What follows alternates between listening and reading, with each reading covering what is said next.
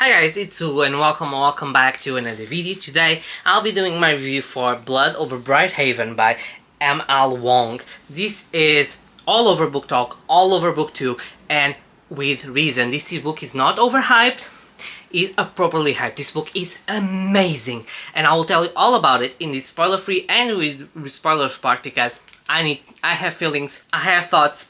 We need to discuss this. So, Blood Over Brighthaven has a first chapter that will gag you out.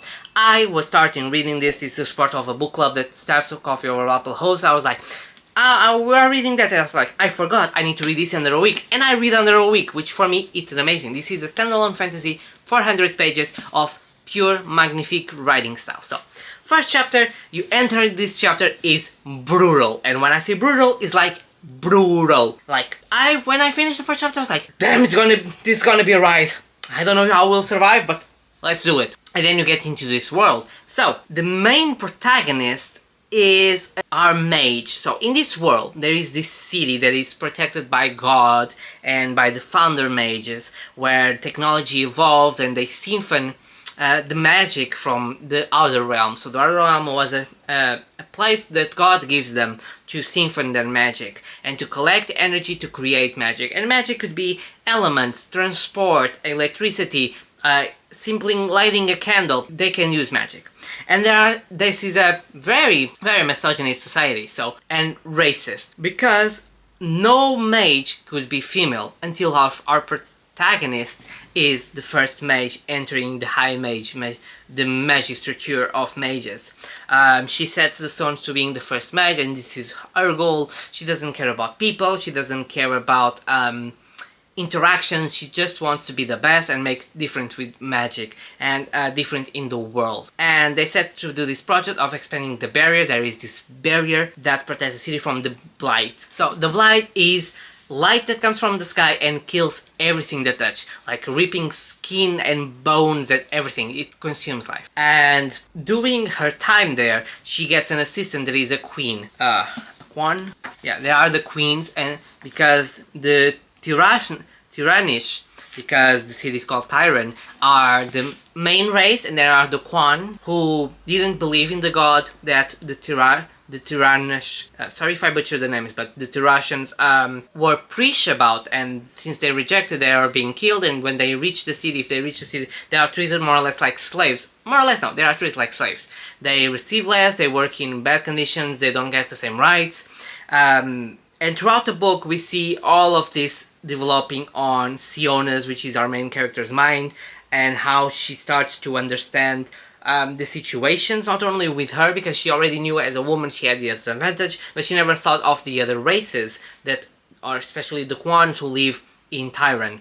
And it sets on a journey. This is not like, I will give props to my friend Steph, because she did the short. I will link it down below if I could find it, but where she summarized this perfectly. This is not female rage. She does not have female rage. Her female rage comes from the white guilt she gets. So she gets this understanding of the world, and then drives her guilt, and that's where she feels rage. She didn't have rage before. She actually was very pragmatic about it, and even just proving that woman could be, she was not rage about it. She knew it was something that could happen, and she was just set to prove it wrong, but she did not have rage. And that rage was driven by the guilt she felt from everything that she understood. So this is a book with very high stakes. You have a book that deals with racism, segregation, discrimination, sexual assault. Like, it's a very heavy book in terms of all the aspects, and I think Wong make a perfect example how to write a fantasy, addressing all these issues in a one volume. Like, it's an amazing experience how the author writes, how they capture the world, how he explains the magic system, how we see the interactions with the characters, and towards the end I was like, I'm obsessed, I need to know how this ended, and how it ended, I'm like, oh my, what's next? And this is as standalone, there's no next. It's like, what will come from this? Like, what we hope is that it goes on the right path, because this book is so unbelievably good that I haven't read a fantasy this good in a long time. And like Raven Scholar, it's amazingly done, but it's a very thick book, and if you compare it, this has like at least less 100 or 200 pages. Like, this condensed so much information in such a small way, in a such interesting and writing beautifully way that I'm obsessed with this. I think I will recommend Blood over Brighthaven forever, and like it's definitely appropriately hyped. I was very scared because it was hyped all the time. I was like, one of the best, I was like, when it's super hyped I'm scared, but that this one deserves all the hype it gets. Now I'll have to go into spoilers because otherwise I cannot explain how I feel about it. So if you're here for the in spoilers part, please read Blood over Brighthaven. It's amazing. Gets my stump of approval. 5 stars all over the board. Like, please read it. You need it. Now, to the spoiler part. First chapter we get the blind, where our main character Tomil gets his family all killed because they need to travel from their land to Tyran to try to survive the blight. And the blight rip off almost his tribe, everyone on his tribe except for his and his niece, who is now treated as his daughter because otherwise they will be separate. Years in the future, we see Sayona, which is the main character, and she's entered the magistrature. She has like this archmage that is her mentor, and he's very kind, and he understands how important it is for her, and how great she will be, and how it is important for she be the first woman to enter and to be great things, and that's very cool. And then when you see her colleagues giving her an assistant that is a Kyun, so Tomil, there is a connection. So Tomil and Gens enter as her assistants, although he doesn't understand magic because they believe in a definitely different system. We start seeing the understanding of the system. Now, one thing that is really pissed me off, and it's not pissing off that the book is bad, it's pissing off because you have to read it, it's like each chapter starts as a part of the Bible or manuscript or something theologist that comes from that world, and the high level of misogyny, the racism, like it's like reading the Bible. I'm like, oh my god, this is so awful. How do people believe in things like that? Like, it's horrible, but it's like you understand like how, because of how they are. So besides that, you get then to the part where the guild starts. So she starts to get Tomil, and they are spending the banners. You see, she understands a little bit of more of the Kyun story, that for example in his tribe women were actually the mages, not the men. The men were hunters and the woman who was staying at home had more connection. They were actually the mages. She understood, like for example her mage founder Leon stole the magic for the Qs, you know, the visions, everything he knows and he preaches that was God-given was actually appropriated by the Kyun tribe. And I was like, yep, this is just a lesson in history. Like, you don't have any more from that. Then you understand the true reason of the blight. So I was like, why didn't no one explain the blight? Because when I started reading, I was like, maybe it's like a punishment, like some deity or some like supernatural phenomenon, you know, something like, and there is the barrier, like I haven't expected anything less. And then when Sayona discovers the truth that blight is actually the mage siphoning life or other lands. So there are these forbidden coordinates that when align, they cover Tyran. So they cannot use those coordinates because they will kill people in Tyran. But they can use everything outside. That's why the Kyun tribes are being killed, animals, and there is no food and there is no trees, because each time they send a light to the bow, they use siphoning magic, and for that they have to kill life because to fuel their power. So their power comes not from God, like they say, come from killing living people instead of finding solutions. And this sets, first of all, Sayona gets very angry. She doesn't believe, she doesn't want to talk to Tomil. And then when she starts to understand, she's not driven by rage, she's driven by her own guilt, because she believes she wants to be a good person. And she must have been a good person because she has to be a good person. Not because she's enraged about the system, she's enraged with herself because she believes she's a good person. And then it starts to setting up all the action towards the end, and towards the end is she wants, that is the part of the destroy everything. She wants to get off the truth to the people because she believes the people are good. Now, she forgot one important thing.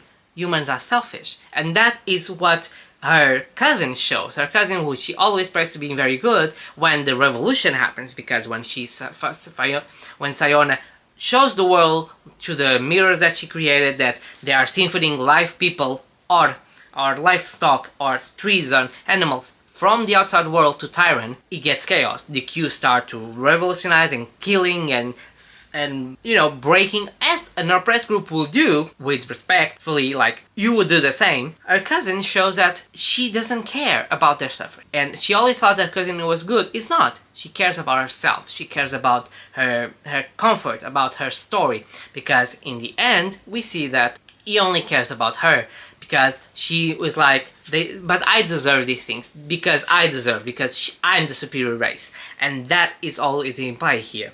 And then we go to the mentor of Sayona, and that is a very interesting character because, like she says in the book, everything he does is because he wants to feel good about himself. Oh, he hires women more than others, he pays women more than others, he hires a lot of queen women more than others and pay them a little bit more because he wants to feel good about it, the best things he does, because on the Q factories he actually uses dyes that sterilize the population because they breed too much and it's unethical to breed that much and we are the only ones we can breed, you know. And he starts to feel like he protects Sayona because he wants to feel good about the other things he does to the bad woman, to the other woman, or to the bad womans, because you would be my first, you would be my project, you would be like, you know, everything Sayona does is because he wants and because he will be collecting her prize and be like, I was the one who introduced this, and he doesn't take the blame. He doesn't allow her to take her own blame and her own fault because he wants to feel good about himself at the end of the day. And we see that when she's arrested and she has to flee because of the Q, and when the Q entered his mansion, he's like trying to protect her with no reason, because if she died, she would die. And because he wants her not to because he doesn't want her to die and killed by the magistrate. He doesn't want, because he wants to protect her, and that is a syndrome like, I need to protect this woman because then I'll feel good about what I'm doing. And when she cracks that mask is when you see his true reality, and that's when it comes to the trial, and Sayona is like, you would consider guilty unanimously. So he voted because he saw that she could not be manipulated how he wanted, and so he would preserve his career. But Sayona had the final plan, and I think the final plan was amazing. Like, it's not the level, it's like, if I cannot do good, if people don't understand, I will raise everything apart. So what she does is ask Tomil to press the last key, and he's like making a blick or making a symphony on when she is with all the powerful people are to kill them all. Masterpiece. Because the system is down, and she only didn't count for the fact that two guys left. One of them is an asshole, but he gets killed, so props. And the other one is a small boy who doesn't like know how to do magic. He sucks at everything, and he's probably gonna try Tyrant to the end. So I think it will be the end of Tyrant, because they will not survive that. They will not recover from that, and then I think the wall will set a piece. But like, this book has so much hidden messages. I probably missed a lot of them, but recounting everything that happened, like from Sayona's discussion of philosophy with and theology with Tomlin, how they react, how angry she is when she's questioning, like it's an hierarchy, like you cannot question why is that the truth when could be other truths, like and then when she starts to understanding that it was other truths and there were things hidden and there were things that were removed and altered, she starts to get like, I'm not a good person. And that's, I think, is the difference, because for the Queen, and especially what Tomlin explains, is that you can do things for the right reason and be bad things, because you ended up hurting more people. So doing the right thing,